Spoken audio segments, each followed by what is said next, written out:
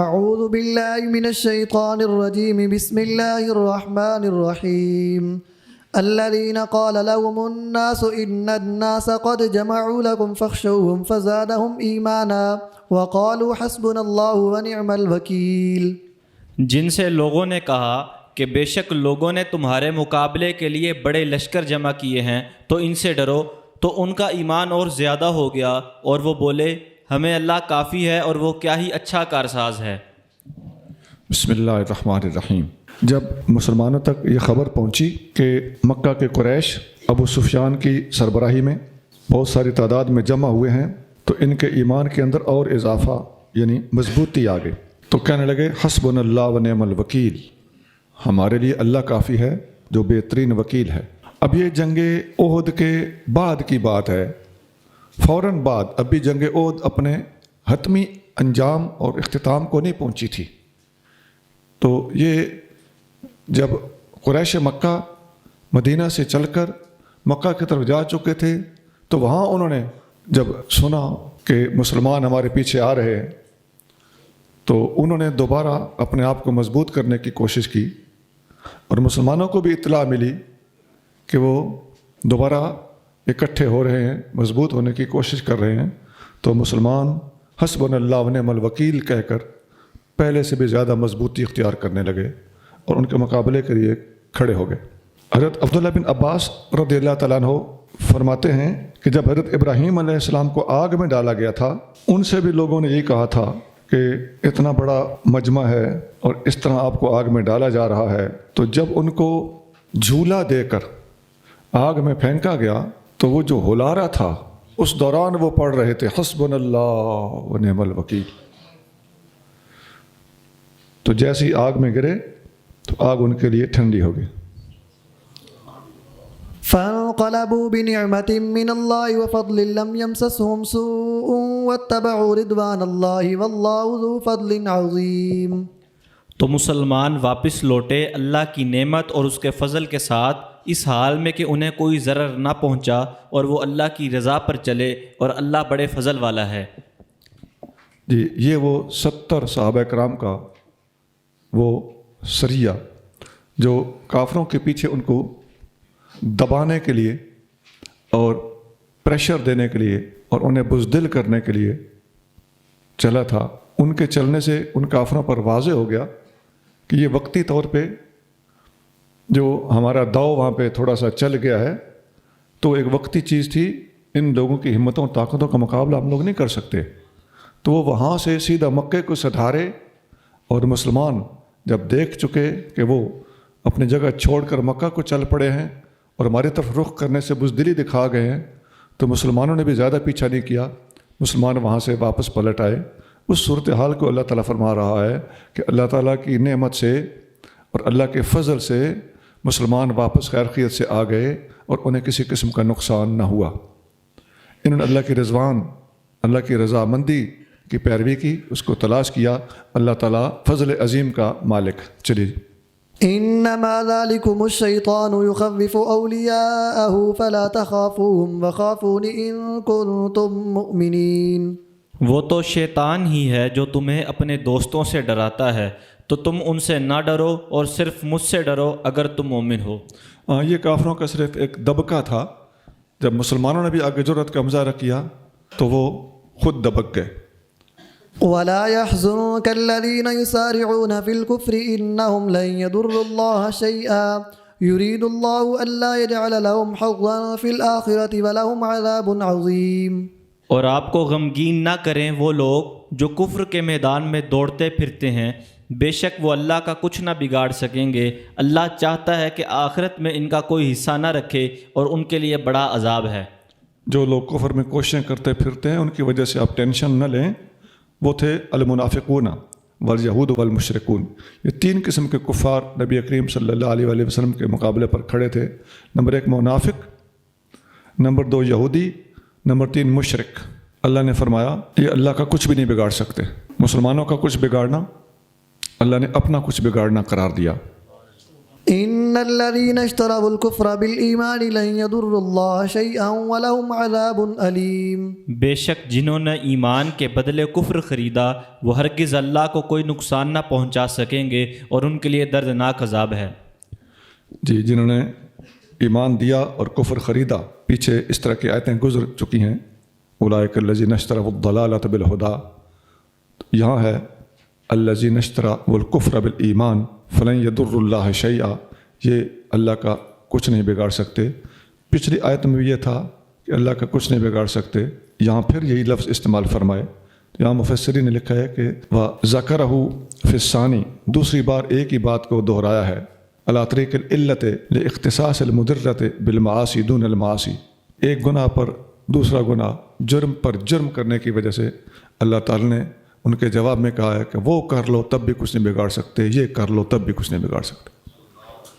ولا يحسبن الذين كفروا أنما نملي لهم خير لأنفسهم إنما نملي لهم ليزدادوا إثما ولهم عذاب مهين. اور کافر ہرگز یہ گمان نہ کریں کہ ہم جو انہیں ڈھیل دے رہے ہیں وہ ان کے لیے بہتر ہے، ہم تو انہیں صرف اس لیے ڈھیل دے رہے ہیں کہ وہ گناہ میں بڑھ جائیں اور ان کے لیے ذلت کا عذاب ہے. وَنَمُدُّهُمْ فِي طُغْيَانِهِمْ يَعْمَهُونَ، یہ آیت پہلے گزر چکی ہے. ہم انہیں ڈھیل دیتے ہیں اور یہ اپنے طغیانے میں آگے جتنا چاہے بڑھ لیں، تو ایک ہی بار جب جھٹکا مارا جائے گا تو گردن کے بل گھسیٹتے چلے آئیں گے.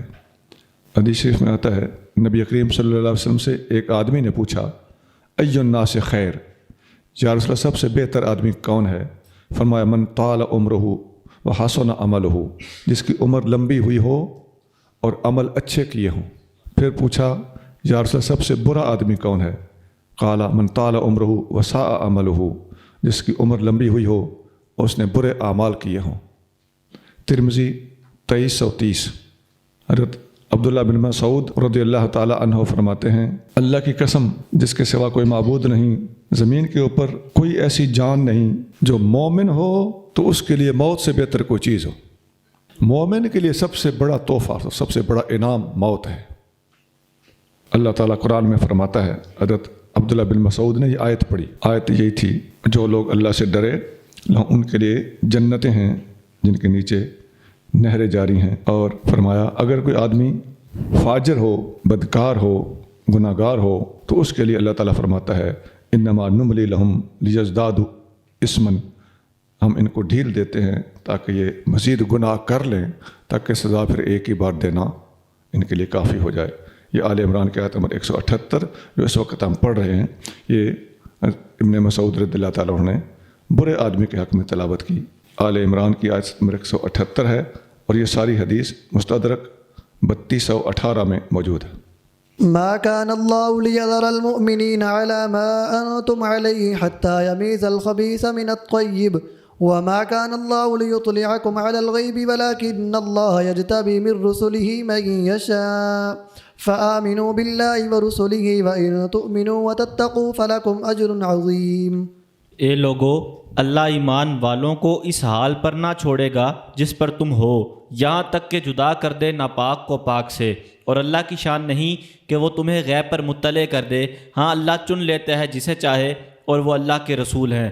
تو ایمان لاؤ اللہ اور اس کے رسولوں پر، اور اگر تم ایمان لاؤ اور پرہیزگاری اختیار کرو تو تمہارے لیے بڑا ثواب ہے. آیت کے اندر دو حصے ہیں. پہلا حصہ ہے کہ اللہ تعالیٰ مسلمانوں کو ان کے حال پر نہیں چھوڑے گا کہ منافق ان کے اندر موجود ہوں اور منافقوں کی شناخت نہ کروائی جائے. جس طرح جنگ احد میں ہم نے منافقوں کی شناخت کروا دی تھی، اس طرح اللہ تعالیٰ مکمل ان کی شناخت کروا کے چھوڑے گا. اللہ کا یہ وعدہ پورا ہوا اور منافقوں کی شناخت مکمل ہو گئی. بہت سے حضور صلی اللہ علیہ وسلم کے سامنے مر گئے، بہت سوں کو حضور صلی اللہ علیہ وسلم نے نام لے لے کر مسجد سے نکالا، اور منافقین نبی کریم صلی اللہ تعالیٰ علیہ وآلہ وسلم کے زمانے میں مکمل نشاندہی کا شکار ہوئے. دوسرا حصہ ہے کہ اللہ تعالیٰ کسی کو غیب پر مطلع نہیں کرتا، لیکن غیب پر مطلع کرنے کے لیے اللہ تعالیٰ اپنے رسولوں کو چن لیتا ہے. تو رسولوں کے اوپر غیب کا ظاہر ہونا یہ قرآن کی اس آیت کے اندر بطور نص وارد ہے. اس سے ملتی جلتی آیت سورت جن میں بھی ہے، عالم الغیب فلا یظہر علی غیبہ احدا الا من ارتضی من رسول، وہ عالم الغیب ہے، اپنے غیب پر کسی کو ظاہر نہیں کرتا سوائے اپنے رسولوں کے۔ تو وہاں ہے غیب پر ظاہر نہیں کرتا، یہاں ہے غیب پر مطلع نہیں کرتا، تو مفہوم تقریباً ایک ہے۔ حدیث شریف میں آتا ہے، انس بن مالک رضی اللہ تعالیٰ عنہ فرماتے ہیں ایک دفعہ نبی کریم صلی اللہ علیہ وآلہ وسلم نے سورج ڈھلا تو ظہر کی نماز ادا فرمائی، جب سلام پھیرا تو ممبر پر جلوہ افروز ہو گئے اور قیامت کا تذکرہ فرمایا، اور قیامت سے پہلے اس کی کچھ نشانیاں اور امور عظام ان کا ذکر فرمایا۔ پھر فرمایا جو بھی بندہ چاہتا ہو کہ مجھ سے کوئی سوال کرے تو فلیسأل عنہ فواللہ لا تسألونی عن شیء الا اخبرتکم بہ، جو بھی مجھ سے سوال کرو گے میں تمہیں اس کی خبر دوں گا، ما دمت فی مقامی ھذا، جب تک یہاں کھڑا ہوں۔ انس بن مالک فرماتے ہیں کہ نبی پاک علیہ الصلوۃ والسلام کا یہ اعلان سن کر بہت سے صحابہ کرام رونے لگے، اور نبی کریم صلی اللہ علیہ وآلہ وسلم بار بار فرمانے لگے سلونی سلونی سلونی، مجھ سے پوچھ لو، مجھ سے پوچھ لو، مجھ سے پوچھ لو۔ انس فرماتے ہیں کہ ایک آدمی آپ کے سامنے کھڑا ہو گیا، وہ منافق تھا، اس نے سوچا کہ میں پوچھوں گا میرا ٹھکانہ کہاں ہے، تو یہ تو مجھے کلمہ پڑھتا ہوا دیکھتے ہیں، تو یہ یقیناً کہیں گے کہ تم جنتی ہو، تو میں اپنے دوستوں میں جا کر ان کا مذاق اڑاؤں گا کہ دیکھیے جی ان کو اتنا بھی پتہ نہیں کہ ہم ان کے اندر کیا کرتے پھر رہے ہیں۔ تو جب اس نے پوچھا کہ این مقری، میرا ٹھکانہ کہاں ہے، آپ علیہ الصلوۃ والسلام نے فرمایا النار، تو جہنمی ہے۔ ٹھنڈا ٹھار ہو گیا۔ عبداللہ بن حذافہ رضی اللہ تعالیٰ عنہ مخلص صحابی ہیں، انہوں نے عرض کیا حضور میرا والد کون ہے؟ ان کو لوگ تانے دیتے تھے کہ تمہاری ماں بری عورت تھی معاذ اللہ۔ تو انہوں نے کہا آج حضور صلی اللہ علیہ وسلم اس طبیعت میں ہیں اور سب کچھ بتانے کو تیار ہیں، تو میں پوچھ ہی لوں۔ انہوں نے پوچھا کہ میرا باپ کون ہے؟ آپ نے فرمایا ابو کا حذافہ، تیرے باپ کا نام حذافہ ہے۔ ثم اکثر ان یقول سلونی سلونی، پھر کثرت سے آپ فرماتے رہے پوچھ لو پوچھ لو۔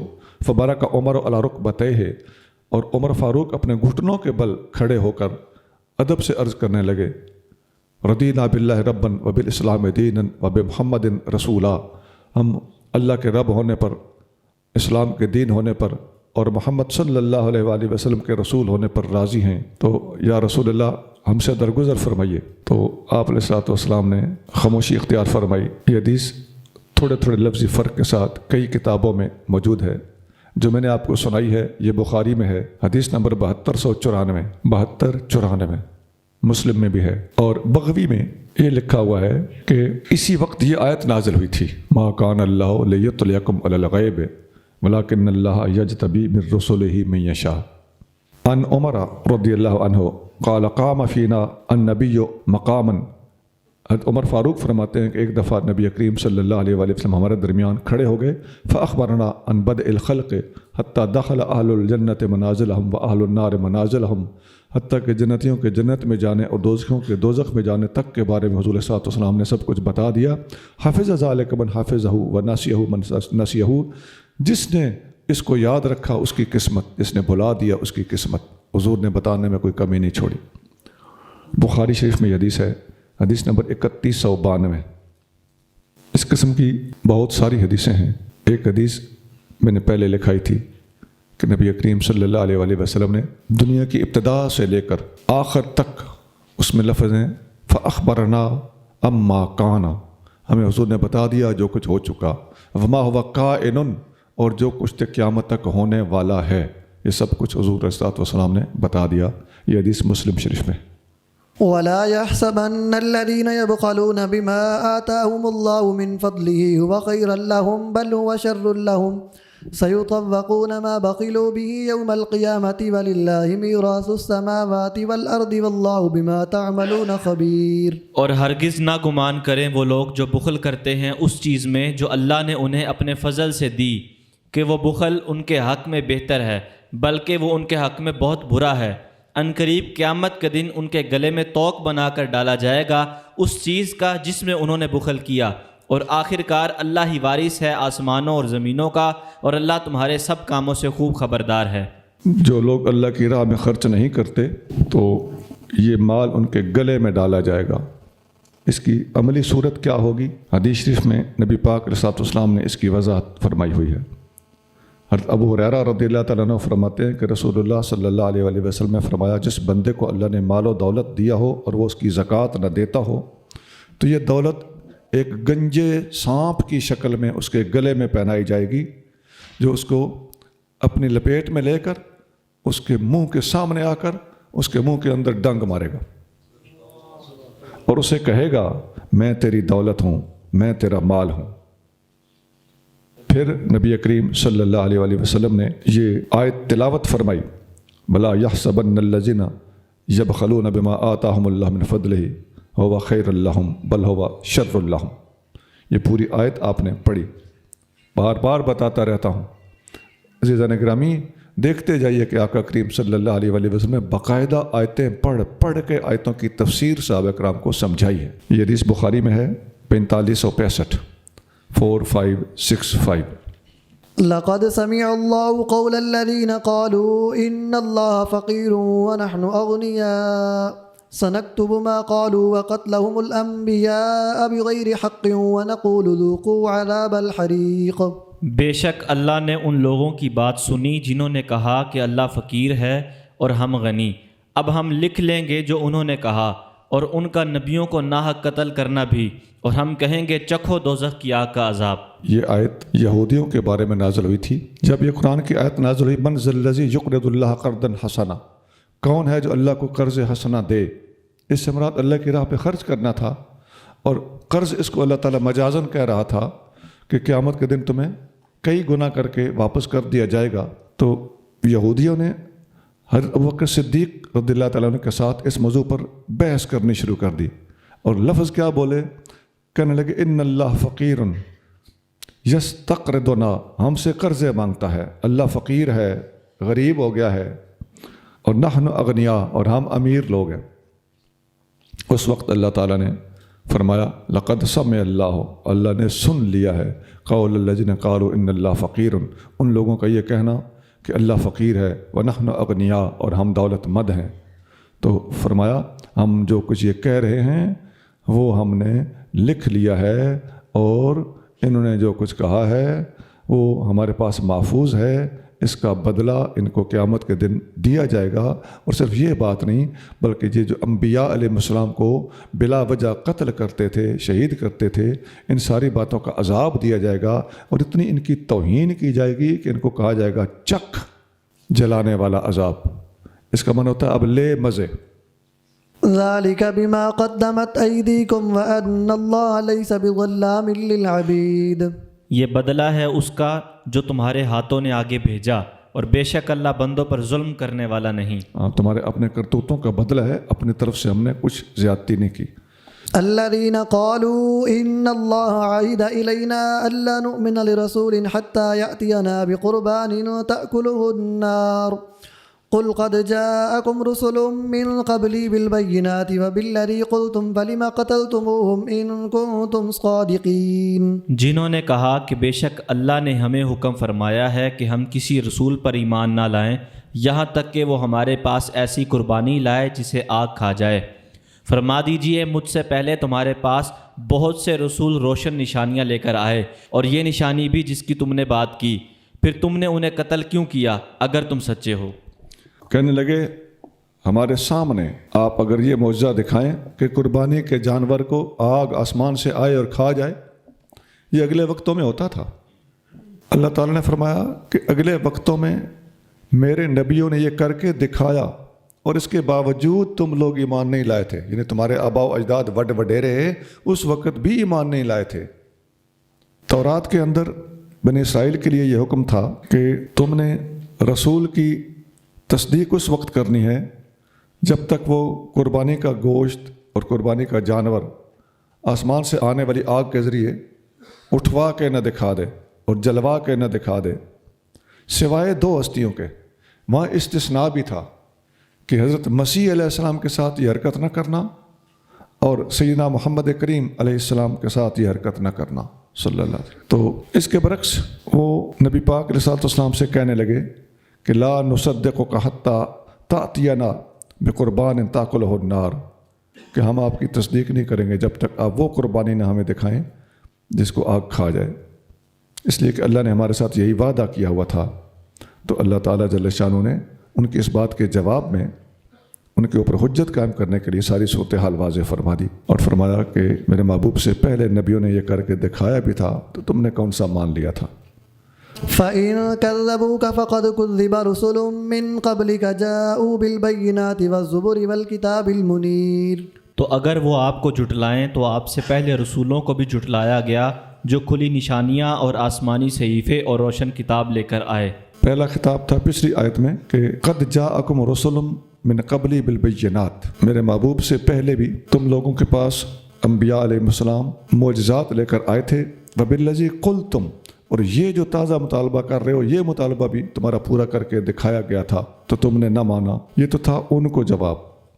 اب نبی کریم صلی اللہ علیہ وسلم کو اللہ کریم حوصلہ دے رہا ہے کہ فَإِن كَذَّبُوكَ، اے محبوب یہ لوگ اگر آپ کی بات نہ مانیں، تکذیب کریں، فقط کذب رسول من قبلک، آپ سے پہلے بھی رسولوں کی تکذیب کی گئی ہے، آپ نے پریشان نہیں ہونا، حوصلہ رکھنا۔ اس میں نبی پاک کے غلاموں کے لیے بھی سبق، اہل حق کی مخالفت ہوتی رہتی ہے۔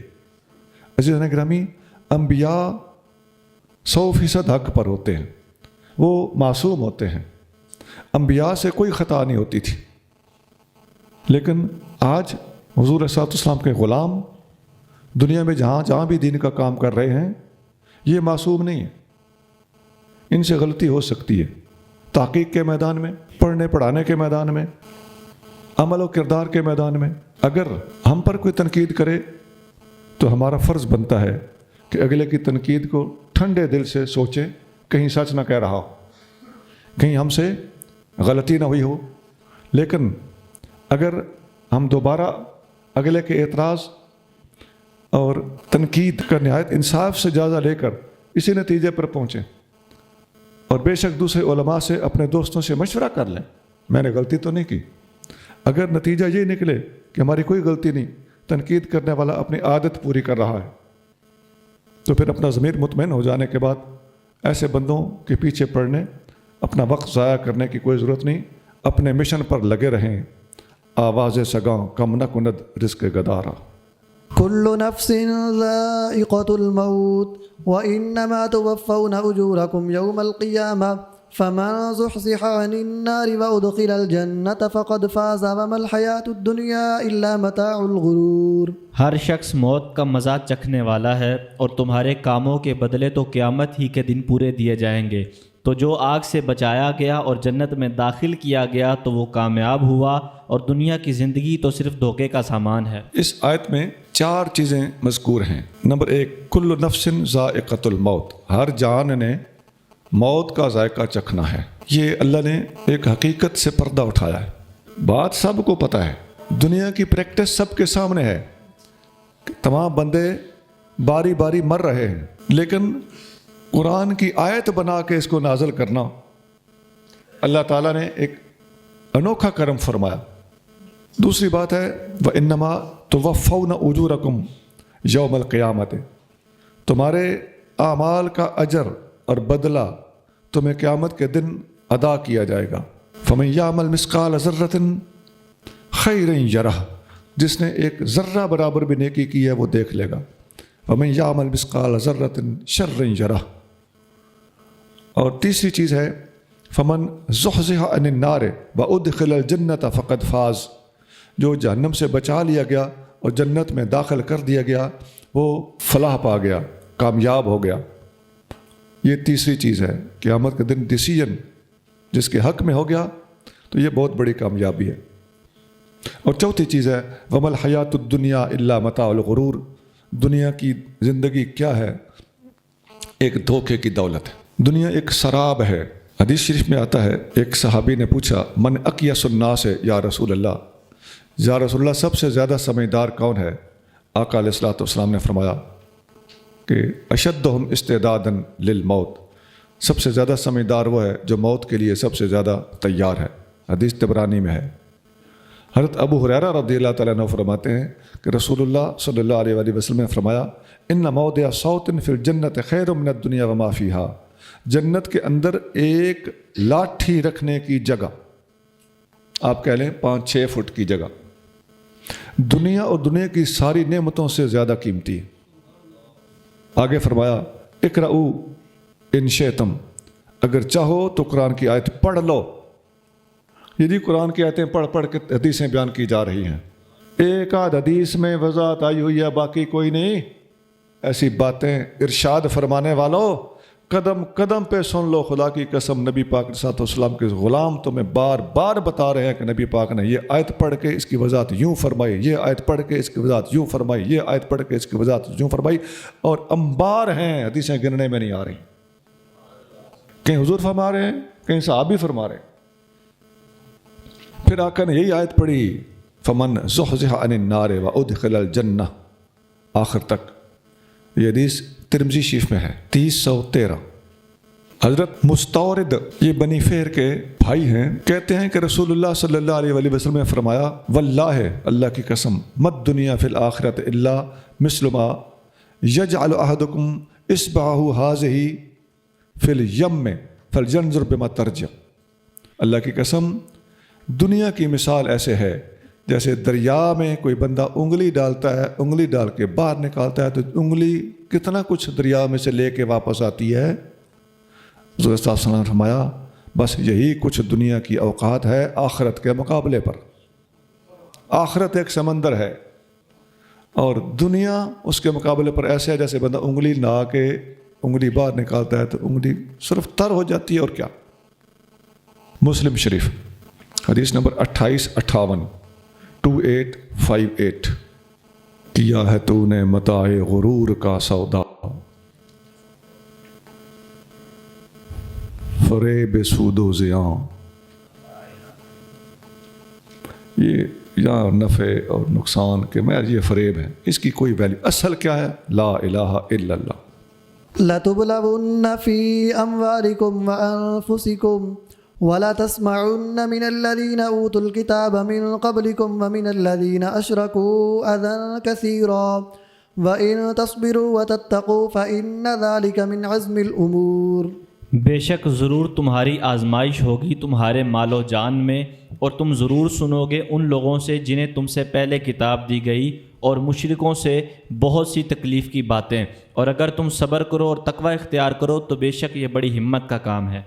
اس آیت میں بھی پہلی بات یہ ارشاد فرمائی جا رہی ہے کہ اے مسلمانوں، آپ کو مالی طور پر ضرور بر ضرور آزمایا جائے گا۔ لَتُبْلَوُنَّ، اس کا علمی طور پر مطلب بنتا ہے کہ اللہ تعالیٰ قسم اٹھا رہا ہے کہ تمہیں ضرور آزمایا جائے گا۔ کس طرح؟ فی اموالکم، مالی طور پر، وانفسکم، اور جانی طور پر، مال اور جان دونوں کے لحاظ سے تمہیں آزمایا جائے گا۔ پہلے آیت گزری ہے وَلَنَبْلُوَنَّكُمْ بِشَيْءٍ مِّنَ الْخَوْفِ وَالْجُوعِ وَنَقْصٍ مِّنَ الْأَمْوَالِ وَالْأَنفُسِ وَالثَّمَرَاتِ۔ تو یہاں ان میں سے دو چیزوں کا ذکر کیا گیا ہے، یہ آزمائشیں آنی ہی آنی ہیں، اور مال اور جان، یہ دو لفظ ایسے ہیں کہ یہ بڑی قیمتی چیزیں ہوتی ہیں دونوں۔ سب سے پہلے بندہ جان نہیں دینا چاہتا اور اس کے بعد بندہ مال نہیں دینا چاہتا، اور حدیثیں بہت زیادہ تعداد میں موجود ہیں کہ نبی کریم صلی اللہ علیہ وآلہ وسلم نے فرمایا میرے اوپر مال بھی سب سے زیادہ ابو بکر نے لٹایا ہے، جان بھی سب سے زیادہ ابو بکر نے پیش کی۔ یہ حدیثیں گننے میں نہیں آتی، لوگ حوالے مانگتے ہیں، بخاری، مسلم اور دنیا کی شاید ہر کتاب میں یہ حدیث موجود ہوگی۔ نمبر 2، اے میرے محبوب کے صحابیوں، وَلَتَسْمَعُنَّ مِنَ الَّذِينَ أُوتُوا الْكِتَابَ مِنْ قَبْلِكُمْ وَمِنَ الَّذِينَ أَشْرَكُوا أَذًى كَثِيرًا، جن لوگوں کو آپ سے پہلے کتاب دی گئی ہے، تورات اور انجیل، مراد یہودی اور عیسائی ہیں، وَمِنَ الَّذِينَ أَشْرَكُوا، اور جو لوگ مشرک ہیں، یہ قریش مکہ مراد ہیں۔ تو حضور صلی اللہ علیہ وسلم کے سامنے کفار کے جتنے اقسام موجود تھے، اللہ نے سب کے بارے میں نام لے کر نشاندہی کر کے فرمایا کہ آپ لوگ ان سے بہت کچھ سنو گے، یا آپ کے خلاف بہت کچھ الاپیں گے۔ اللہ تعالیٰ حوصلہ دے رہا ہے۔ اگلی چیز فرمائی وَإِن تَصْبِرُوا وَتَتَّقُوا، اگر آپ لوگوں نے صبر کا مظاہرہ کیا اور تقوی کو اختیار کیا رکھا، فَإِنَّ ذَلِكَ مِنْ عَزْمِ الْأُمُورِ، لیکن یہ صبر سے کام لینا اور متقی بن کے رہنا، یہ بڑی ہمت کا کام ہے۔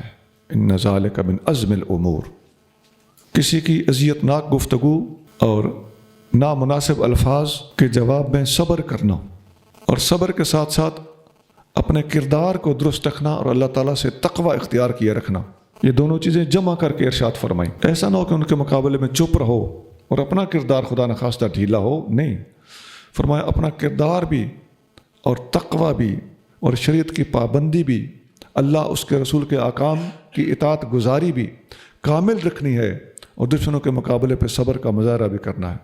یہ بہت کچھ بولیں گے، گالی کا جواب گالی سے نہیں دینا۔ حدیث شریف میں آتا ہے ایک دفعہ نبی کریم رؤوف الرحیم صلی اللہ علیہ وآلہ وسلم حضرت سعد بن عبادہ، یہ انصاری صحابی ہیں، ان کی طبیعت معلوم کرنے کے لیے اپنے دراز گوش پر سوار ہو کر ان کی طرف تشریف لے گئے۔ یہ جنگ بدر سے پہلے کی بات ہے، یہ تاریخ کا استعمال جنگ بدر سے پہلے کی بات ہے، اور عبداللہ بن ابی اس وقت تک جو اس نے بظاہر منافقوں والا اسلام قبول کیا ہوا تھا، ابھی تک اس نے وہ اسلام بھی قبول نہیں کیا تھا، بظاہر بھی اسلام میں داخل نہیں ہوا تھا۔ تو یہ جنگ بدر کے پہلے کی اس وقت کی بات ہے۔ تو سر عام اسے بھی پتہ تھا کہ وہ حضور کا دشمن تھا، اور حضور کو بھی پتہ تھا، ابھی کسی قسم کا داؤ دپا اس نے نہیں لگایا ہوا تھا۔ حتیٰ مر بمجلس فیہ عبداللہ بن ابی، نبی کریم صلی اللہ علیہ وسلم اس مجلس اور محفل کے پاس سے گزرے، لوگ بیٹھے ہوئے تھے، آپ کریم صلی اللہ علیہ وآلہ وسلم کی سواری ان کے پاس سے گزری، تو اس محفل میں عبداللہ بن ابی بیٹھا ہوا تھا۔ وذالک قبل ان یسلم عبداللہ بن ابی، اس کے اسلام کا فریب دینے سے یہ پہلے کی بات ہے۔ اس کی مجلس میں مسلمان اور مشرک اکٹھے بیٹھے ہوئے تھے، دیہات کا ماحول ہو، نئے نئے لوگ کفر کو چھوڑ کے اسلام میں داخل ہو رہے ہوں، تو ان کا اکٹھے بیٹھے ہونا بالکل بات سمجھ میں آنے والی ہے۔ تو ان میں مسلمان بھی تھے، بت پرست بھی تھے، اور یہودی بھی تھے۔ حضرت عبداللہ بن رواحہ جو حضور کے نعت خوان اور شاعر صحابی ہیں، وہ بھی ان میں بیٹھے ہوئے تھے۔ آپ علیہ السلام کی سواری جب گزری تو ان لوگوں پر کچھ گرد اڑ کے پڑ گئی، تو عبداللہ بن ابی نے اپنی ناک جھاڑی اور اس پر اپنا چادر دے لی، تو پھر کہنے لگا ہمارے اوپر گرد نہ پھینکو۔ نبی کریم صلی اللہ علیہ وسلم نے سب پر سلام عنایت فرمایا، اور پھر آپ کھڑے ہو گئے، اور آپ علیہ السلام نے ان لوگوں کو خطاب کر کے انہیں اللہ کی طرف دعوت دی کہ مسلمان ہو جاؤ۔ آپ نے ان کے سامنے قرآن پڑھا۔ عبداللہ بن ابی کہنے لگا ایھا المرء، اے جنیا، اس کا ترجمہ میں کر رہا ہوں، انہ لا احسن مما تقول، یہ تم بڑی اچھی بات کر رہے ہو، ٹھیک ہے، ان کان حقا فلا توزنا به فی مجلسنا، اگر یہ بات حق ہے جو آپ کہہ رہے ہو، تمہاری محفل میں آ کر ہمیں اذیت نہ دیں۔ ارجع الی رحلک فمن جاءک فاقصص علیہ، اپنے گھر جائیے، جو آپ کے پاس پوچھنے آئے اس سے بات کر لینا، ہم اپنے گھروں میں بیٹھے ہوئے ہیں، اپنی محفل میں بیٹھے ہوئے ہیں۔ یہ بڑے چالاک اور ہوشیار قسم کے وڈیروں والا رویہ تھا۔ حضرت عبداللہ بن رواحہ نے عرض کیا بلا یا رسول اللہ، آپ ہماری مجلس میں ضرور تشریف لائیں، یہ اگر روکنے کا حق رکھتا ہے تو ہم اجازت دینے کا بھی حق رکھتے ہیں۔ عزیزان گرامی، اس میں ہمارے لیے سبق ہے۔ ہمارا جب مذہبی بندہ کہیں کسی بد اخلاق آدمی کے سامنے اپنے سفید بالوں کا پاس رکھتے ہوئے خاموش ہو جاتا ہے تو ہماری عوام بھی خاموش ہو جاتی ہے۔ ہمیں اپنے علماء کا دفاع کرنا چاہیے۔ ہاں، ہرگز لڑائی جھگڑا نہیں۔ جو لوگ اپنے ساتھیوں کو لڑائی جھگڑا سکھاتے ہیں وہ بدماش ہیں اور بدماشی سکھاتے ہیں۔ وہ نبی کریم صلی اللہ علیہ وآلہ وسلم کی امت کا استعمال اچھا نہیں کر رہے۔ اور چلو علماء کی بات تو بات کی ہے، یار ہمارے محبوب نبی صلی اللہ علیہ وآلہ وسلم کی مخالفت ہو رہی ہو تو ہم اس وقت بھی غیرت کا مظاہرہ نہ کریں۔ حضرت عبداللہ بن رواحہ رضی اللہ تعالیٰ عنہ نے بر وقت بر موقع صحیح نوٹس لیتے ہوئے اپنی ذمہ داری کا صحیح مظاہرہ کیا۔ فَإِنَّا نُحِبُّ ذَلِكَ، حضرت عبداللہ بن رواحہ نے کہا یہ ناپسند کرتا ہے تو ہم جو پسند کرتے ہیں. فاستب المسلمون والمشرکون والیہود، مشرک اور یہودی اکٹھے ہو گئے، مسلمان علیحدہ ہو گئے اور آپس میں لے دے شروع ہو گئے، جھگڑا ہو گیا. نبی کریم صلی اللہ علیہ وآلہ وسلم انہیں خاموش کرانے لگ گئے. ثم رکب النبی صلی اللہ علیہ وسلم دابتہ فسار حتی دخل علی سعد بن عبادہ، نبی کریم صلی اللہ علیہ وسلم پھر اپنی سواری پر سوار ہو گئے حتیٰ کہ چلے گئے اور سعد بن عبادہ کے گھر پہنچ گئے. نبی کریم صلی اللہ علیہ وسلم نے حضرت سعد بن عبادہ سے کہا کیا تم نے ساری بات سنی ہے جو عبداللہ بن ابی نے کی ہے، ہمارے ساتھ جو واقعہ پیش آیا ہے، اس طرح کا واقعہ ہوا ہے. حضرت سعد بن عبادہ نے عرض کیا یا رسول اللہ ان سے درگزر فرمائیے، آپ پر اللہ کی قسم اللہ نے حق نازل کیا ہے اور اس بحیرہ کے علاقے کے لوگ بہت زیادہ اصلاح پا چکے ہیں، اور آپ کے اس مدینہ کے اندر جلوہ افروز ہونے سے پہلے ان لوگوں نے عبداللہ بن ابی کی تاج پوشی کا پروگرام بنایا ہوا تھا، علاقے کی سرداری کا. تو آپ کریم کے تشریف لانے سے ان کا وہ پروگرام ڈسمس ہو گیا ہے. اس بندے کو اصل تکلیف اور ہے. نبی کریم صلی اللہ علیہ وسلم نے ان کی اس سفارش پر اور کہنے پر درگزر کر دیا، اور صحابہ کی عادت تھی نبی کریم صلی اللہ علیہ وسلم کے حکم کے تحت دشمنوں کے اقوال، کردار اور اذیتوں پر صبر کا مظاہرہ فرماتے تھے. تو اس موقع پر اللہ تعالیٰ نے قرآن کی یہ آیت نازل کی کہ جن لوگوں کو کتاب دی گئی ہے اور جو مشرک ہیں ان لوگوں سے آپ نے بہت ساری باتیں آپ کو سننی پڑیں گی، یہ بہت ساری باتیں بنائیں گے. اسی طرح ود کثیر من اہل الکتاب لو یردونک من بعد ایمانکم کفارا حسدا من عند انفسہم، یہ بھی اللہ تعالیٰ نے آیت البقرہ کی 109 یہ بھی اسی کے ساتھ متعلق ہے. اور نبی کریم صلی اللہ علیہ وآلہ وسلم نے جب جنگ بدر لڑی تو اس وقت کفار کے بڑے بڑے سرداروں کو قتل کر دیا. تو عبداللہ بن ابی اس منافق نے کہا تھا اور اس کے ساتھ والے مشرکوں نے کہا تھا اور بت پرستوں نے کہا تھا کہ ھذا امر قد توجہ، کہنے لگے اب کم ہم سے بڑھ گیا ہے، اب یہ ہمارے اوپر غالب آ گئے ہیں. فبایعوا الرسول علی الاسلام فاسلموا، ان لوگوں نے، ان سارے منافقوں نے نبی کریم صلی اللہ علیہ وسلم کے دست اقدس آ کر بیعت کر لی اور اسلام ظاہر کرنے لگ گئے. بخاری شریف میں ہے 4566 حدیث نمبر ہے. وَإِذْ أَخَذَ اللَّهُ مِيثَاقَ الَّذِينَ أُوتُوا الْكِتَابَ لَتُبَيِّنُنَّهُ لِلنَّاسِ وَلَا تَكْتُمُونَهُ فَنَبَذُوهُ وَرَاءَ ظُهُورِهِمْ وَاشْتَرَوْا بِهِ ثَمَنًا قَلِيلًا فَبِئْسَ مَا يَشْتَرُونَ. اور یاد کرو جب اللہ نے عہد لیا ان لوگوں سے جنہیں کتاب دی گئی کہ تم میں سے ضرور بیان کرو گے لوگوں کے لیے اور نہ چھپاؤ گے، تو انہوں نے اس عہد کو اپنے پس پشت پھینک دیا اور اس کے بدلے حقیر معاوضہ حاصل کیا. تو کیسی بری چیز ہے جسے وہ خرید رہے ہیں. اہل کتاب سے وعدہ لیا گیا تھا کہ کتاب کو چھپاؤ گے نہیں. مراد نبی کریم رؤوف الرحیم صلی اللہ علیہ وسلم کی نشانیاں اور آپ کی نعت ہے کہ اس کو نہیں چھپاؤ گے، لیکن ان لوگوں نے چھپایا، اللہ کی کتاب کو اپنے پشت کے پیچھے پھینکا اور مقصد 4 کوڑیاں لینا تھا. چند پیسوں کے لیے انہوں نے یہ ساری حرکت کی. حدیث شریف میں آتا ہے ان ابی ہریرہ قال قال رسول اللہ صلی اللہ علیہ وآلہ وسلم من سئل عن علم فکتمہ الجمہ اللہ بلجام من نار یوم القیامت، جس بندے سے علم کی بات پوچھی گئی اسے پتہ تھی اور اس نے جان بوجھ کر چھپائی تو قیامت کے دن اسے آگ کی لگام پہنائی جائے گی. حدیث ابو داؤد میں ہے 3658 3658. لا تحسبن الذين يفرحون بما أتوا ويحبون أن يحمدوا بما لم يفعلوا فلا تحسبنهم بمفازة من العذاب ولهم عذاب أليم.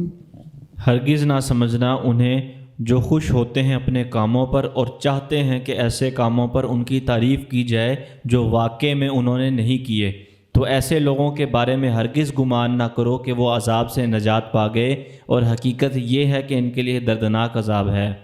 جو کچھ دنیا ان کے پاس ہے اس کی وجہ سے اپنے فخر میں رہتے ہیں، اور جو کارنامہ سر انجام نہیں دیا ہوا ہوتا اس کی وجہ سے بھی اپنی تعریفیں کروانا چاہتے ہیں اور شاباشیاں لینا چاہتے ہیں. حضرت ابو سعید خدری رضی اللہ تعالیٰ عنہ فرماتے ہیں کہ منافقوں میں سے کچھ بندے رسول اللہ صلی اللہ علیہ وآلہ وسلم کے زمانے میں جب آقا صلی اللہ علیہ وسلم جنگ کے لیے نکلتے تو وہ پیچھے رہ جاتے تھے اور پیچھے بیٹھنے پر بڑا فخر کرتے کہ دیکھو نا ہم نے ان کو بھیج دیا ہے اور ہم نے اپنی جان چھڑا لی ہے، ان کو پتہ بھی نہیں چلنے دیا، اپنی منافقت چھپا لینے پر بڑا فخر کرتے تھے۔ جب نبی کریم صلی اللہ علیہ وسلم واپس تشریف لاتے تو دوبارہ ان کے پاس آ کے اپنے عذر، بہانے، مجبوریاں بتاتے، قسمیں اٹھاتے اور چاہتے یہ تھے کہ ہمارا نہ جانا، بہانہ کرنا اور قسمیں اٹھانا، اس کو سنا کر حضور ہمارے اخلاص کے قائل ہو جائیں اور ہماری تعریفیں کریں، نہیں جی تو بڑا بندہ ہے، آپ کو کوئی مجبوری تھی، آپ نہیں گئے ہوں گے، یہ ان کے اندر کی خواہش ہوتی تھی۔ تو اس وقت اللہ تعالیٰ نے یہ آیت نازل فرمائی کہ یہ ان کے اندر کی بات ہے۔ یہ حضور کا معجزہ تھا کہ ان کے اس بات کو ظاہر کیے بغیر اللہ تعالیٰ نے اپنے محبوب پر یہ بات واضح کر دی اور حضور صلی اللہ علیہ وسلم نے کافروں کو یہ بات سنا دی۔ وہ یہ آیت ہے، جو لوگ اپنی حرکتوں پر خوش ہوتے ہیں اور جو کچھ کیا ہے اس پر بڑے راضی ہیں، جو کام انہوں نے نہیں کیے ان پر بھی یہ شاباش مانگتے ہیں۔ یہ سورۃ آل عمران کے 188 آیت ہے، اس کا یہ شان نزول ہے۔ یہ حدیث بخاری شریف میں ہے 4567، 4567، مسلم میں بھی ہے۔ حضرت علاء بن زیاد تابعی ہیں، یہ فرماتے ہیں کہ اے لوگو تحبون ان تبشروا بالجنت علی مساوی اعمالکم، تم لوگ یہ چاہتے ہو کہ برے عملوں کے باوجود تمہاری تعریفیں کی جائیں۔ وَإِنَّمَا بَعَثَ اللَّهُ مُحَمَّدًا صلی اللہ علیہ وآلہ وسلم مبشرا بالجنت لمن اطاعه، حالانکہ اللہ تعالیٰ نے اپنے محبوب صلی اللہ علیہ وآلہ وسلم کو جنت کی خوشخبری دینے والا ضرور بنا کے بھیجا ہے، لیکن کسے؟ جو حضور کی بات مانے۔ وَمُنذِرًا بِالنَّارِ، لیکن یاد رکھو کہ نبی پاک علیہ السلام صرف جنت کی خوشخبری دینے والے نہیں ہیں بلکہ جہنم سے ڈرانے والے بھی ہیں۔ وہ کسے؟ فرمایا من عصا ہو، جو حضور کی نافرمانی کرے۔ تو فرمان ماننا اور نہ ماننا دونوں صورتوں میں کوئی چاہتا ہو کہ میری تعریفیں ہی ہوں، مجھے جنت کی خوشخبریاں ملے، ان تبشروا بالجنت، تو یہ اس کی غلط فہمی ہے، نبی پاک علیہ السلام کے مشن کے ہی خلاف باتیں کر رہا ہے۔ بخاری ترجمۃ الباب 4815، ایک اور حدیث میں آتا ہے نبی کریم صلی اللہ علیہ وآلہ وسلم نے ارشاد فرمایا من قتل نفسہ بشیء، جس بندے نے اپنے آپ کو کسی چیز کے ساتھ قتل کیا، خودکشی کی، عذب بہ یوم القیامہ، اسی ہتھیار کے ساتھ قیامت کے دن اس کو عذاب دیا جائے گا۔ ومن ادعی دعویٰ کاذبۃ، جس بندے نے جھوٹا دعویٰ کیا، وہ جس آیت سے تعلق رکھنے والی ڈائریکٹ بات ہے، جس بندے نے جھوٹا دعویٰ کیا وہ کمال اس میں نہیں تھا، اس نے وہ دعویٰ کر دیا، لیتکثر بہا، تاکہ دولت اکٹھی کرے، لوگوں کی تصدیقیں تائیدیں لے، لوگوں کو مسخر کرے، لم یزدہ اللہ الا قلۃ، جو بندہ ایسی بات اپنے پاس اضافے کرنے کے لیے کرتا ہے اللہ تعالیٰ اس کو قلت سے دوچار کر دے گا۔ ومن حلف علی یمین صبر فاجرۃ، اور یہ آگے لمبی حدیث ہے، مسلم شریف حدیث نمبر 110۔ ایک اور حدیث میں آتا ہے ایک خاتون نے نبی کریم صلی اللہ علیہ وآلہ وسلم سے عرض کیا میرا شوہر مجھے کچھ نہیں دیتا لیکن میں پھر بھی لوگوں کو بتاتی ہوں مجھے اتنا دیتا ہے، مجھے اتنا دیتا ہے۔ نبی کریم صلی اللہ علیہ وآلہ وسلم نے فرمایا المتشبع بما لم یعطى کلابس ثوب زور، جو نہیں مل رہا اس کے بارے میں بھی دعوے کرنا، یا عورتوں میں ٹورے بناتی تھیں۔ تو اس طرح کی اپنے شانے بڑھانا ایسے ہے جیسے جھوٹ کا لباس پہنا ہوا ہو۔ مسلم شریف 2129۔ ہمارے مرشد کریم حضرت سائیں بادشاہ مشورے والے سائیں قدس سر العزیز کے پاس ایک آدمی آ کے کچھ دن ٹھہرا رہا، بڑی نمازیں پڑھتا، نماز تسبیح تک پڑھتا۔ فقیر اس کو دیکھ کے کہتے بڑا متقی آدمی ہے، تو اس کے اندر وہ جو چیز تھی نا شو بازی، اس نے کہیں جوش مارا۔ اب کوئی پتہ نہیں پہلے سے ہی کوئی پلاننگ ہو، کچھ دنوں تک فقیروں کے اندر اپنی دھاک بٹھو کے بالآخر کہنے لگا، ایک دن اس نے قرآن شریف لے لیا، قرآن شریف اٹھا کے ہمارے مرشد کریم سائیں بادشاہ کے پاس آ گیا، سائیں کی گود میں قرآن شریف رکھ کے کہنے لگا یہ قرآن گواہ ہے میں اللہ کا ولی ہوں۔ یہ آیت آپ کے سامنے، اس کی میں تفسیر بتا رہا ہوں، تشریح کر رہا ہوں۔ سائیں بادشاہ نے قرآن شریف اس سے لے لیا، اس کو چوما، اور چوم کے پورے ادب و احترام کے ساتھ قرآن شریف کو قبول کر کے اس بندے کو فرمانے لگے میں ایمان لایا کہ تم اللہ کا ولی ہے، لیکن تم نے جو حرکت کی ہے یہ ولیوں والی نہیں ہے۔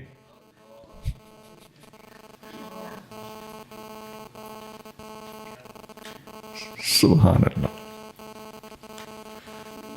یہ سائیں منظور احمد بادشاہ کریم نے مجھے خود واقعہ سنایا۔ وَلِلَّهِ مُلْكُ السَّمَاوَاتِ وَالْأَرْضِ وَاللَّهُ عَلَى كُلِّ شَيْءٍ قَدِيرٌ، اور اللہ ہی کے لیے ہے آسمانوں اور زمینوں کی سلطنت، اور اللہ جو چاہے اس پر قادر ہے۔ جی، زمین و آسمان کی سلطنت اللہ ہی کے لیے ہے، اور وہ جو چاہے اس پر قادر ہے۔ جو چاہے اس پر قادر ہے، اس میں استثناء ہے اور احتیاط ہے اس بات کے حوالے سے کہ اللہ تعالیٰ ناممکنات پر اور گناہوں پر اللہ تعالیٰ کی قدرت کا کوئی تعلق نہیں ہوتا۔ إن في خلق السماوات والأرض واختلاف الليل والنهار لآيات لأولي الألباب، بے شک آسمانوں اور زمینوں کی پیدائش اور رات اور دن کے اختلاف میں ان عقل مندوں کے لیے ضرور نشانیاں ہیں۔ رات دن کا آنا جانا اور آسمان و زمین کی تخلیق، اس سے ملتی جلتی آیت پہلے سورۃ بقرہ میں گزر چکی ہے، وہاں میں نے بیضاوی کے حوالے سے تفصیلی گفتگو کر دی تھی۔ یہاں ایک حدیث سنا دیتے ہیں۔ حضرت ابن عباس رضی اللہ تعالیٰ عنہ فرماتے ہیں کہ بت عند خالتی میمونہ تھا، میں اپنے خالہ میمونہ کے پاس رات کو ٹھہرا تو فتحدث رسول اللہ صلی اللہ علیہ وآلہ وسلم ما اہلہ ساعتاً، نبی کریم صلی اللہ علیہ وآلہ وسلم نے اپنے گھر والوں کے ساتھ تھوڑی دیر گفتگو فرمائی، پھر آپ آرام فرمانے لگے۔ تو جب رات کا پچھلا پہر آ گیا تو آپ اٹھے اور آسمان کی طرف دیکھا اور پڑھا ان فی خلق السماوات والارض واختلاف اللیل والنہار لآیات لأولی الالباب۔ یہی آیت جو اس وقت ہم پڑھ رہے ہیں کہ بے شک آسمان و زمین کی تخلیق میں اور رات اور دن کے آنے جانے میں عقل والوں کے لیے نشانیاں ہیں۔ ثم قام فتودع واستنى، پھر آپ اٹھے، وضو فرمایا، مسواک فرمائی، فصلی، اور آپ نے نماز ادا فرمائی، 11 رکعتاً، 11 رکعتیں پڑھیں۔ 11 رکعتوں سے مراد ہے کہ 8 رکعتیں تہجد کی اور 3 رکعتیں وطر کی۔ ثم اذن بلال، پھر بلال نے اذان دی، فصلی رکعتین، نبی کریم صلی اللہ علیہ وآلہ وسلم نے 2 رکعتیں پڑھیں۔ ثم خرج فصلی الصبح، پھر آپ نکلے اور صبح کی نماز ادا فرمائی۔ بخاری 4569، 4، 5، 6، 9۔ تو یہ حدیث پیش کرنے کا مقصد یہ ہے کہ رات کو آقا نے یہ آیت تلاوت فرمائی۔ الذين يذكرون الله قياما وقعودا وعلى جنوبهم ويتفكرون في خلق السماوات والأرض ربنا ما خلقت هذا باطلا سبحانك فقنا عذاب النار، جو اللہ کا ذکر کرتے ہیں کھڑے اور بیٹھے اور پہلو پر لیٹے ہوئے، اور آسمانوں اور زمینوں کی پیدائش میں وہ غور کرتے ہیں، کہتے ہیں اے ہمارے رب، تو نے یہ سب کچھ بیکار پیدا نہیں کیا، تو پاک ہے، پس ہمیں نار جہنم کے عذاب سے بچا۔ جی، اولو الالباب کون ہیں؟ جن کے لیے زمین و آسمان کی تخلیق میں نشانیاں ہیں۔ فرمایا وہ لوگ ہیں جو اللہ کا ذکر کرتے ہیں کھڑے ہو کر، بیٹھ کر، اپنے پہلوؤں کے بل، اور زمین آسمان کی تخلیق میں فکر کرتے ہیں، غور کرتے ہیں، اور غور کر کر کے کہتے ہیں ربنا ما خلقت ھذا باطلا، یا اللہ یہ سب کچھ تو نے خواہ مخواہ پیدا نہیں کیا، سبحانک، تو پاک ہے، یعنی خواہ مخواہ چیزیں پیدا کرنے سے پاک ہے، کسی مقصد کے لیے پیدا فرمائی ہیں۔ فقنا عذاب النار، پس ہمیں جہنم کے عذاب سے محفوظ فرما۔ حضرت عمران بن حسین رضی اللہ تعالیٰ عنہ فرماتے ہیں کہ کانت بھی بواسیر، فرماتے ہیں مجھے ایسی تکلیف تھی کہ میں کھڑا ہو کے نماز نہیں پڑھ سکتا تھا، تو فسألت النبی صلی اللہ علیہ وآلہ وسلم، میں نے نبی کریم صلی اللہ علیہ وآلہ وسلم سے عرض کیا ان الصلاۃ، حضور میں نماز کیسے پڑھوں؟ فقال صلی قائما، فرمایا کھڑے ہو کے نماز پڑھ، فإن لم تستطع فقاعدا، اگر کھڑے ہو کے نماز نہیں پڑھ سکتے تو بیٹھ کے پڑھ، فإن لم تستطع فعلى جنب، اگر بیٹھ کر بھی نہیں پڑھ سکتے تو لیٹ کے پڑھ لو، لیکن نماز چھوڑنی نہیں۔ بخاری 1117، 1117۔ ایک حدیث میں آتا ہے نبی کریم صلی اللہ علیہ وآلہ وسلم نے ارشاد فرمایا کہ لقد نظرت علی اللیلۃ آیۃ، آج رات میرے اوپر ایک آیت نازل ہوئی ہے، ویل لمن قرأها ولم یتفکر فیہا، خرابی ہے اس بندے کی جس نے اس آیت کو پڑھا اور اس میں غور نہیں کیا۔ وہ یہی آیت آقا نے پڑھی، ان فی خلق السماوات والارض واختلاف اللیل والنہار، اور آگے یہ آیت ہے کہ وَيَتَفَكَّرُونَ فِي خَلْقِ السَّمَاوَاتِ وَالْأَرْضِ۔ یہ ابن حبان حدیث کی کتاب ہے، صحیح ابن حبان اس کا نام ہے، حدیث نمبر 620 ہے۔ ربنا إنك من تدخل النار فقد أخزيته وما للظالمين من أنصار۔ اے ہمارے رب، تو جسے دوزخ میں ڈال دے تو ضرور تو نے اسے رسوا کیا اور ظالموں کا کوئی مددگار نہیں۔ اے ہمارے رب، یہ کون کہہ رہا ہے؟ اس کا تعلق پچھلی آیت سے ہے۔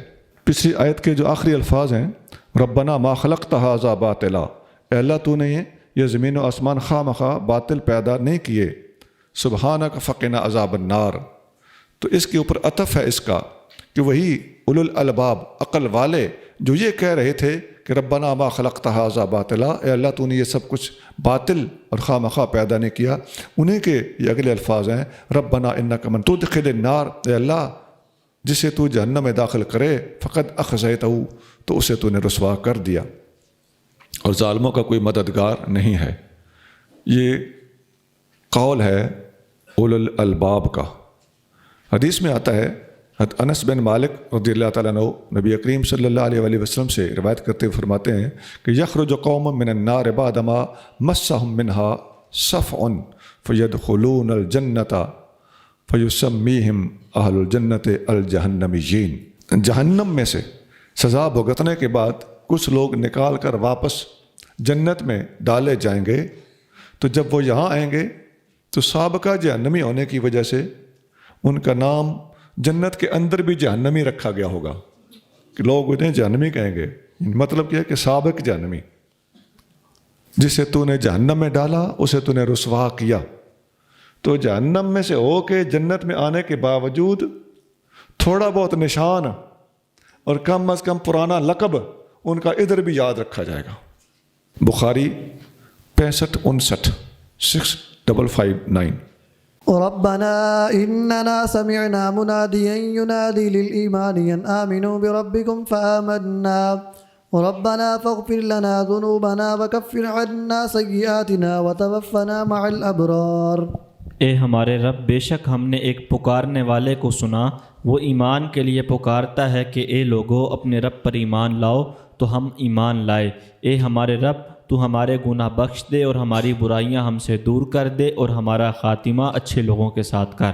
یہ بھی اسی کا تسلسل ہے، اولو الالباب کا ہی یہ بھی قول ہے کہ وہ کہتے ہیں اے ہمارے رب، ہم نے تیرے محبوب نبی کی دعوت کو سنا اور ہم نے مان لیا، ہماری بخشش فرما اور گناہوں پر پردے ڈال اور نیکوں کے ساتھ ہماری وفات کرنا، اچھوں کے ساتھ موت دینا۔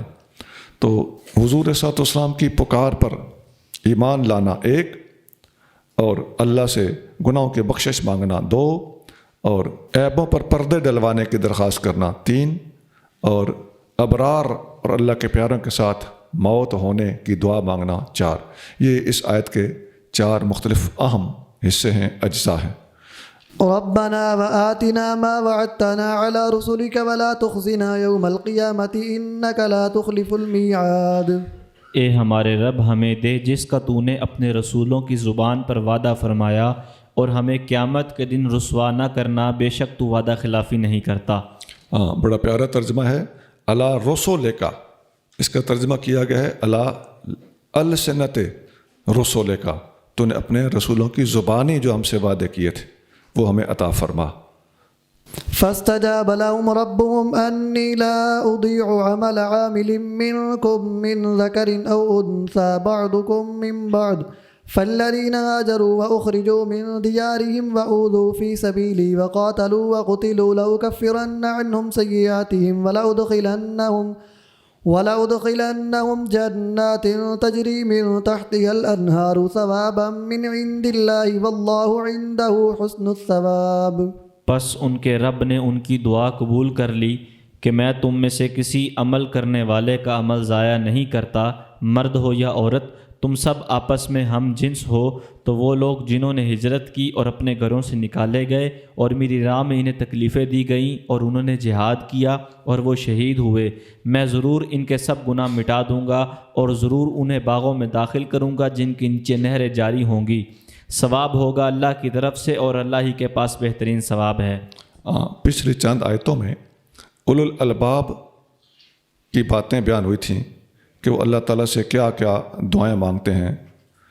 سبحانک فقنا عذاب النار، یہ ان کی دعا تھی آیت نمبر 191 میں۔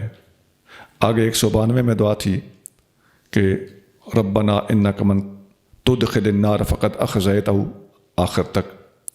اس سے اگلی آیت نمبر 193 میں تھا ربنا اننا سمعنا منادیا، اے اللہ ہم نے تیرے محبوب کی منادی کو سنا، ہم ایمان لائے، ہماری بخشش فرما، گناہوں پہ پردے ڈال۔ اور اس سے اگلی 194 نمبر آیت تھی اے اللہ اپنے رسولوں کی زبان سے تو نے ہم سے جو وعدے کیے تھے وہ مہربانی فرما، پورے فرما، ہمیں قیامت کے دن رسوا نہ کرنا۔ یہ ساری دعائیں اولو الالباب کی ہوئی مانگی ہوئی دعائیں اور ان کی عرض کی ہوئی گزارشات تھیں۔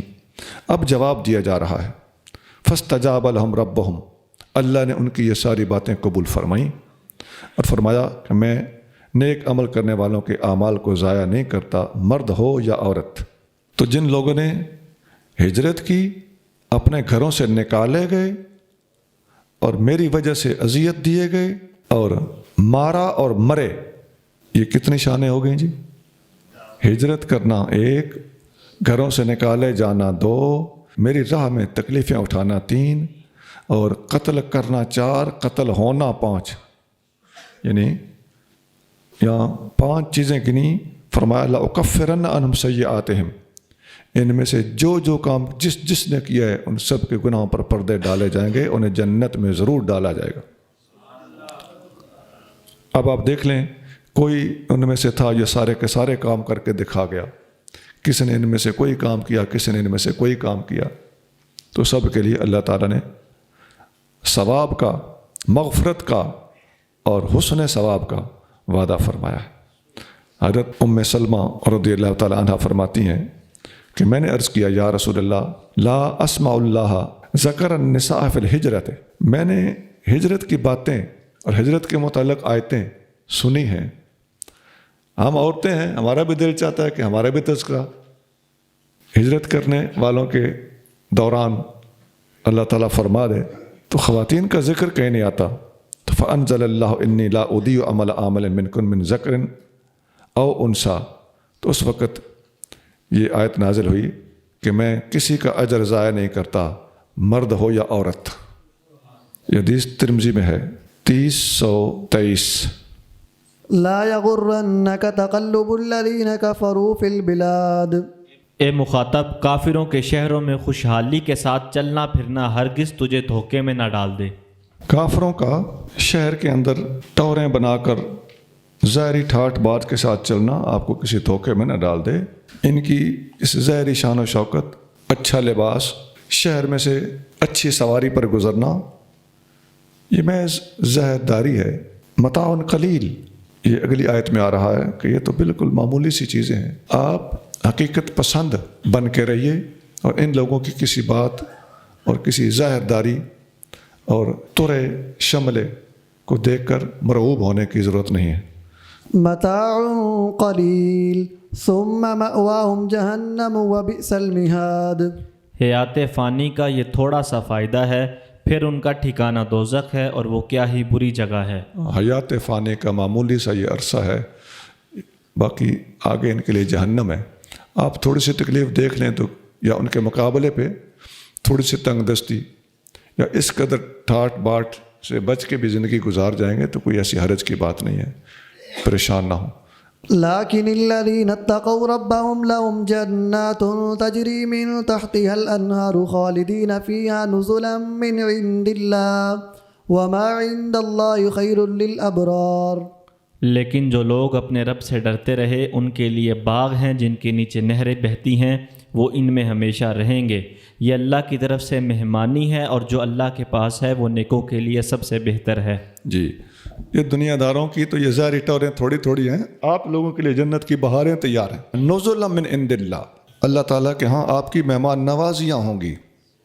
حضرت عمر بن خطاب رضی اللہ تعالیٰ عنہ روایت کرتے ہیں کہ میں نبی کریم صلی اللہ علیہ وسلم کے پاس حاضر ہوا تو آپ صلی اللہ علیہ وسلم بالا خانے میں تشریف فرما تھے اور آپ ایک چٹائی پر آرام فرما رہے تھے۔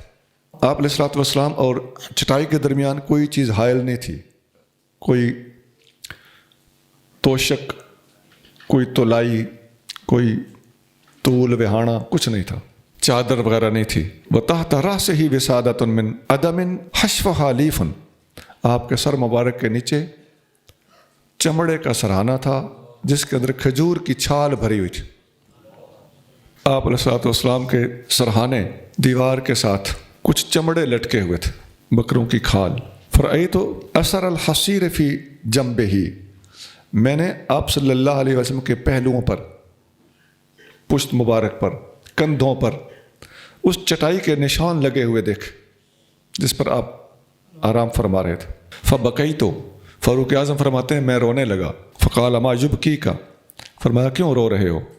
فقلت یا رسول اللہ ان کسریٰ و قیصر فیما ہما فیہ، قیصر اور کسریٰ یعنی دنیا کے بادشاہ، روم کا بادشاہ اور ایران کا بادشاہ اپنی عیشوں میں ہیں، وانت رسول اللہ، حالانکہ اللہ کے رسول آپ ہیں، تو آپ کا یہ حال دیکھ کر مجھے رونا آ گیا۔ فقال اما ترضى ان تكون لهم الدنيا ولنا الاخرہ، اے عمر آپ اس پر راضی نہیں ہو کہ ان کے لیے صرف دنیا رہ گئی اور ہمارے لیے آخرت؟ بخاری 4913۔ وَإِنَّ مِنْ أَهْلِ الْكِتَابِ لَمَنْ يُؤْمِنُ بِاللَّهِ وَمَا أُنْزِلَ إِلَيْكُمْ وَمَا أُنْزِلَ إِلَيْهِمْ خَاشِعِينَ لِلَّهِ لَا يَشْتَرُونَ بِآيَاتِ اللَّهِ ثَمَنًا قَلِيلًا اولئک لہم اجرہم عند ربہم ان اللہ سریع الحساب۔ بے شک کچھ اہل کتاب ایسے ہیں جو اللہ پر ایمان لاتے ہیں اور اس پر جو تمہاری طرف اترا اور جو ان کی طرف نازل ہوا، ان کے دل اللہ کے لیے جھکے ہوئے ہیں، وہ اللہ کی آیتوں کے بدلے حقیر معاوضہ نہیں لیتے، یہ وہ ہیں جن کا اجر ان کے رب کے پاس ہے، بے شک اللہ جلد حساب کرنے والا ہے۔ اہل کتاب میں کچھ بندے ایسے ہیں جو اللہ کو مانتے ہیں اور جو آپ پر نازل ہوا اس پر بھی وہ ایمان لے آئے ہیں، اور جو ان پر پہلے نازل ہوا تھا اس پر بھی وہ پہلے ایمان رکھتے تھے، وہ اللہ سے ڈرتے ہیں، اللہ کی آیتوں کے بدلے کچھ نہیں خریدتے۔ تو اس سے مراد نبی کریم صلی اللہ علیہ وآلہ وسلم پر ایمان لے آنے والے سابق اہل کتاب ہیں، جو اگلی کتاب پر بھی ایمان لائے اور نبی پاک علیہ السلام کے اوپر نازل ہونے والے قرآن پر بھی ایمان لائے۔ حدیث میں آتا ہے ان ابی بردۃ ان ابیہ قال قال رسول اللہ صلی اللہ علیہ وسلم ثلاثۃ لہم اجران، تین بندے ایسے ہیں جنہیں دوہرا اجر ملے گا۔ نمبر ایک، اہل کتاب کا وہ آدمی جو اپنے زمانے میں اپنے نبی پر ایمان لایا تھا، وآمن بمحمد صلی اللہ علیہ وسلم، اور اس زمانے میں محمد کریم صلی اللہ علیہ وسلم پر بھی ایمان لایا۔ نمبر دو، العبد المملوک، وہ غلام بندہ اذا ادا حق اللہ و حق کا موالی ہے، جو اللہ کا حق بھی ادا کرتا ہو، اس کی عبادت میں بھی کمی نہ کرتا ہو، اور اپنے مالک کا حق بھی ادا کرتا ہو، اس کے لیے محنت مزدوری بھی کرتا ہو۔ نمبر تین، ورجل کانت عندہ امۃ فأدبہا فأحسن تأدیبہا وعلمہا فأحسن تعلیمہا ثم اعتقہا فتزوجہا فلہ اجران، اور تیسرا وہ بندہ ہے جس کے پاس کوئی کنیز تھی، خاتون غلام تھی، تو اس نے اس کو ادب سکھایا اور خوب ادب سکھایا، علم سکھایا اور خوب علم سکھایا، پھر اسے آزاد کیا، اس سے شادی کر لی، اس کو بھی دوہرا اجر ملے گا۔ دو نبیوں پر ایمان لانے والے کو بھی دوہرا اجر، اور دو مالکوں کا حق ادا کرنے والے غلام پر بھی اس کو بھی دوہرا اجر، اور کنیز کو اچھی تربیت دے کر آزاد کر کے پھر اس کے ساتھ شادی کر لینے والے کو بھی دوہرا اجر۔ بخاری حدیث نمبر 97۔ يا أيها الذين آمنوا اصبروا وصابروا ورابطوا واتقوا الله لعلكم تفلحون۔ اے ایمان والو، صبر کرو اور ایک دوسرے کو صبر کی تلقین کرو اور اپنی سرحدوں کی حفاظت کے لیے تیار رہو اور اللہ سے ڈرتے رہو تاکہ تم فلاح پاؤ۔ صبر کرو، دوسروں کو صبر کی تلقین کرو اور اپنے سرحدوں کے لیے، جہاد کے لیے تیار رہو۔ حضرت قتادہ رضی اللہ تعالیٰ عنہ اسی آیت کو پڑھ کے فرماتے ہیں اسبرو صبر کرو علی طاعت اللہ، اللہ کی طاعت پر، وصابرو اہل الضلالۃ لوگوں کے مقابلے پہ صبر کا مظاہرہ کرو، ورابطو فی سبیل اللہ اور رابطہ رکھو، اس کا مطلب اللہ کی راہ میں جہاد کے لیے رابطہ رکھو۔ یہ ابن جریر کے اندر اسی آیت کے تحت حضرت قتادہ تابعی ہیں، ان کا قول موجود ہے۔ حضرت ابو ہریرہ فرماتے ہیں کہ نبی کریم صلی اللہ علیہ وآلہ وسلم نے فرمایا الا ادلکم علی ما یمحو اللہ بہ الخطایا، میں تمہیں وہ بات بتاؤں جس کے ذریعے سے اللہ تعالیٰ گناہوں کو مٹا دیتا ہے، ویرفع بہ الدرجات اس کے ذریعے سے درجات کو بلند کرتا ہے۔ قالوا بلا یا رسول اللہ، صحابہ نے عرض کیا حضور ضرور بتائیے۔ قال اسباغ الوضوء علی المکارہ، نہ چاہتے ہوئے وضو کرنا، وکثرت الخطا الی المسجد اور مسجد کی طرف کثرت سے قدم بھرنا، وانتظار الصلاۃ بعد الصلاۃ اور نماز ایک نماز کے بعد دوسری نماز کا انتظار کرنا، فذالکم الرباط یہ ہے رباط۔ اس آیت میں کیا ہے؟ ورابطو رابطہ رکھو۔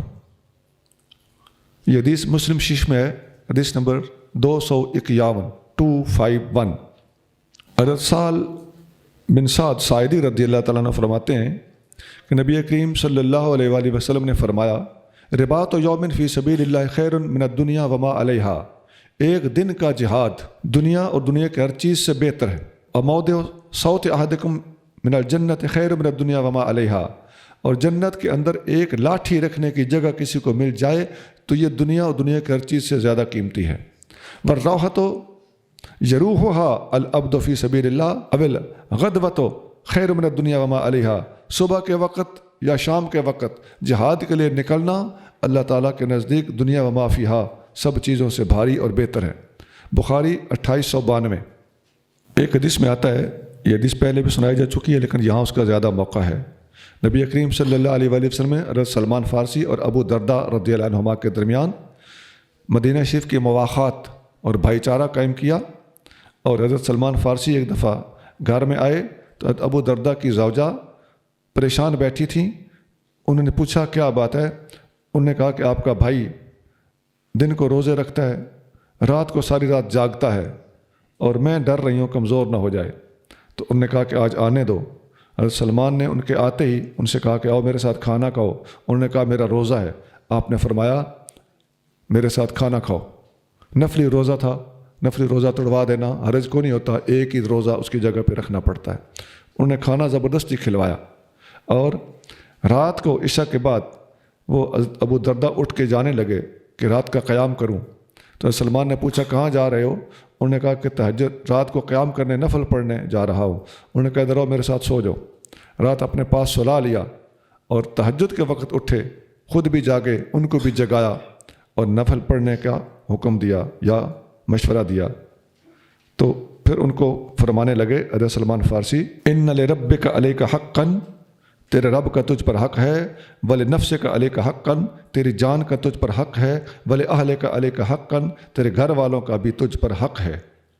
تین الگ الگ حق ہو گئے، غور کریں، رب کا حق، جان کا حق، گھر والوں کا حق، مطلب ہے اللہ کا حق بھی ہے، اپنے آپ کا حق بھی ہے، اور حقوق العباد بھی ہیں۔ تین ہی قسم کے حق ہوتے ہیں۔ پوری دنیا کے بندے سر پکڑ کے سوچنے بیٹھ جائے کہ ان تین کے علاوہ حق ہے ہی کوئی نہیں، سمیٹ کے رکھ دیا، یا اپنا حق ہے، یا دوسروں کا حق ہے، یا رب کا حق۔ تین حق بتائے اور پھر فرمایا فآت کل ذی حق حقہ، ہر حقدار کو اس کا حق ادا کر۔ فأتی النبی صلی اللہ علیہ وآلہ وسلم، حضرت ابو درداء نبی کریم صلی اللہ علیہ وآلہ وسلم کے پاس حاضر ہوئے کہ میں ذرا تصدیق کروں سلمان نے ٹھیک کہا ہے کہ نہیں۔ فذکر ذالک، انہوں نے ساری بات نبی پاک علیہ السلام کے سامنے عرض کی۔ فقال النبی صلی اللہ علیہ وسلم صدق سلمان، نبی پاک علیہ السلام نے فرمایا سلمان نے سچ کہا ہے۔ بخاری 1968 1968۔ یہاں ایک بات سن لیں، آپ نے شاید توجہ کی ہے یا نہیں، یہ رباط کیا ہے؟ اس آیت کے اندر تین باتیں مذکور ہوئی ہیں۔ صبر کرو، یہ ہے اپنی جان کے اندر اندر صبر۔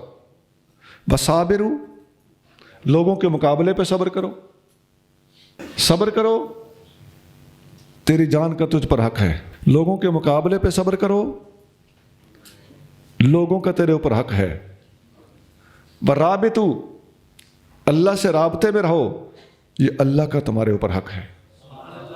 آیت کے اندر تینوں باتیں تھیں، اور جو رابطہ ہے یہ دو طرح کا ہوتا ہے۔ دونوں طرح کی حدیثیں آپ نے سنی ہیں۔ آپ نے ایک حدیث مسلم شریف سے سنی ہے، حدیث نمبر 251، اس میں تھا کہ جتنے زیادہ قدم بھر کے مسجد میں جاؤ گے اور ایک نماز کے بعد دوسری نماز کا انتظار کرو گے تو یہ ہے رابطہ، یہ ہے رابطہ۔ یہ بھی اللہ کا حق ہوا۔ نمبر 2، جب بندہ اللہ کی راہ میں جہاد کرتا ہے تو فرمایا یہ بھی رابطہ ہے، یہ بھی اللہ تعالیٰ کے ساتھ ہی معاملہ ہوا نا۔ جہاد کرنا حقوق العباد میں سے نہیں ہے، حقوق اللہ میں سے ہے، یہ بھی رباط ہے۔